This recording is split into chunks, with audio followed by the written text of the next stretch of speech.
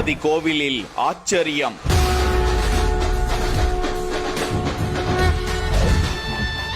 முப்பதே நாளில் தீர்ந்து போன 1 கோடி லட்டுக்கள்.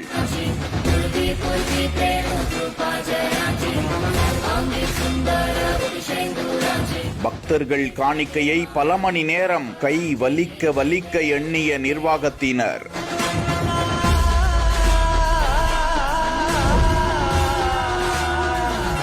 திருப்பதிக்கு சென்றதால் திருப்பம் அடைந்தவர்கள் கொண்டு வந்து கொட்டிய காணிக்கை.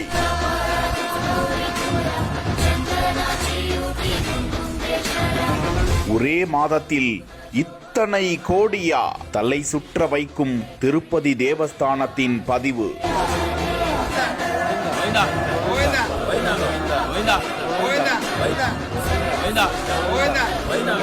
திருப்பதி ஏழுமலையான் கோவிலில் ஒவ்வொரு மாதம்